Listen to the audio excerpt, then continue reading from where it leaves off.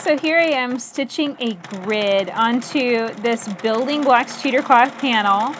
And so basically I'm just trying to stay right on these marked lines. And my rule for grid designs, especially when they're marked or printed on the fabric, is just to simply aim for the next closest line. So as I stitch across, I'm just looking at, okay, where's the next closest line? It's right there. I'm going to stitch over and then down. And that can be in any direction. So far I've been doing a lot of lines going one direction. Now I'm going to stitch across, and then it's just a continual, next closest line, head it, quilt along it, move on to the next one. I think it's this one. And this is a little tricky for me to see because it's yellow, it's this bright yellow with white lines, and that's just a little bit hard to see. But so far so good. So far it's working out okay. And this is a really dense grid. This is a 1/4 inch scale. This is not something that I would normally quilt on most quilts. Let's say a bed quilt would probably not need to be quilted this densely. Most of the time I would quilt a 1/2 inch or bigger, and definitely or bigger. This is really a denser grid for, let's say, a show quilt. Something like that. And you can see I'm being a little sloppy here, and it is a little noticeable. When you get into the denser grids, you really have to be precise. When you start wiggling your lines and fluctuating the distance between them, it really can show up noticeably. However, if you're consistently inconsistent, sometimes that works in your favor, and that can end up looking pretty good. So, if you're consistently sloppy through the whole thing, and the grid's kind of wonky in general, then that's not going to be really all that noticeable. So I'll probably work my way back in there and finish that up. I want to show you this grid variation now. This is something really cool. Basically, you can have situations where you have a grid marked on your quilt, or let's say in this case marked on the fabric, but you want to do something different. And this is a really easy one, and it's kind of based on a traditional piecing or applique design, I should say, robbing Peter to pay Paul.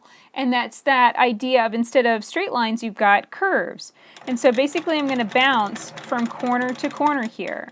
And so I'm just bouncing up to that point, bouncing back down, then I'm curving around. And let's see here, I'm trying to make this continuous line, so I've got to think about it for a second here and make sure I'm going continuous line with this.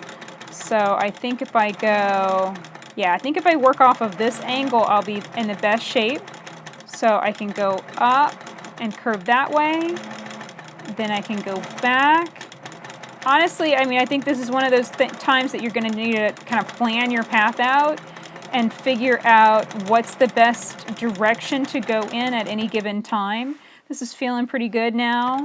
So I'm going to bounce out and back, then up, then over, bounce down, bounce over. It's almost like making a half circle shape, and then bounce back.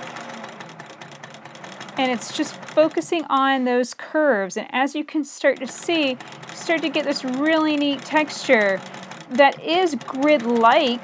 It's going to have a very flat texture, but it's not going to be straight lines and sharp angles. It's all going to be nice, smooth curves.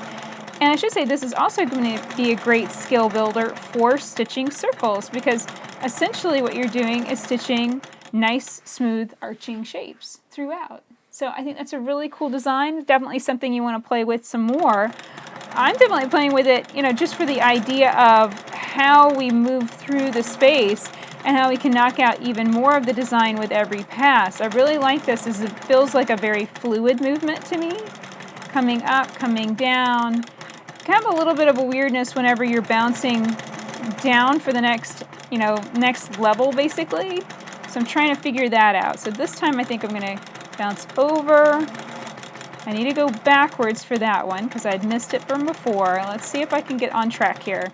I need to go out and forward, and then I can go up. There we go. I'm kind of learning as I go here, kind of trying to figure this out, so that way I don't end up travel stitching back over myself. And since I've already done 1/2 of the design on this side, basically what my movement is to arch out, then arch back, then arch over. So I think for each line, you're going to just have to kind of figure out what's the path that makes the most sense to you. And then, you know, just quilting that repetitively across and not getting lost in the design. And, you know, at any point in time, if you start feeling lost or you are confused as to where to go next, grab a marking pencil and mark it. There is no law that says that you can't do that.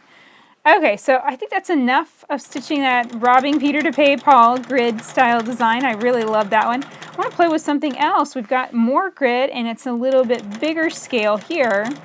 So, I'm kind of wondering what would happen if I start in the middle and I kind of swirl out and then I aim for the middle of the next one and then I swirl back and then I aim for the middle and swirl in. Okay, so that's like my baseline. I've just done some, like a nice wave across. So now let's kind of aim for the midpoints here.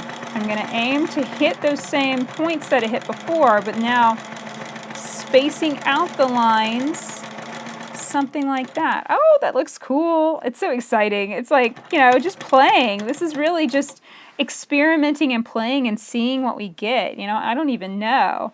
So let's actually stitch down and do that again and just see what it looks like when we have that repeating across a grid. So I started in the middle, I arched down to hit that point where the grid comes together, then I arched to the middle, then I hit that point again, then I came to the middle and hit another point. And let's go back, middle, oops, I kind of messed that one up, it's okay. And right through that point. So I think that's one of the tricky things is you kind of remember which points you're hitting or you'll kind of, you know, like that one I just kind of, I don't know, wiggled out just a little bit. It wasn't quite consistent with the rest of them, but it still looks really good. You know, it still looks great actually. So I'll travel stitch down. And let's see here. I'm looking at what I did before and I came out into the middle of the area and then arched back. So that's what we're going to do here. I'm going to come into the middle, hit that point, and then now come a quarter of the way out. Oops. And again, I kind of wasn't really thinking about hitting that point back there. That's okay. I think this is one of those things you just have to keep experimenting with it, and I think grids are definitely something I want to play with. I want to start experimenting with and see how many different designs we can make just based off of a simple grid as kind of a baseline. And quilters have been doing this for a really long time. It's based off of a traditional Japanese style of quilting called shishiko. I think I'm pronouncing that right. I could be completely butchering it, so I apologize. Pronunciation's not my big strong suit. But basically, a lot of Japanese style designs are very symmetrical and based off of grids that you mark and then erase after it's been quilted. So here I'm going to try that one more time. This time really try and get it right. Crossing over. So it's kind of like it's an over-under effect. So I have alternating those lines with every time I stitch them. Man, I think that looks really cool. So I hope that you enjoyed learning these 3 different ways to quilt beautiful grid designs.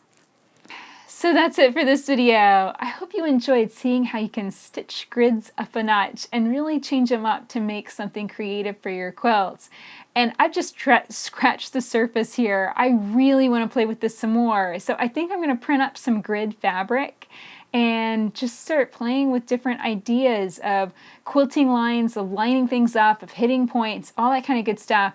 And it's a more systematic way of filling a quilt, certainly, but that doesn't mean it's a bad thing. It just requires a little bit more thought and planning. But I think once you get kind of in a system with it, it'll be very, very quick to quilt.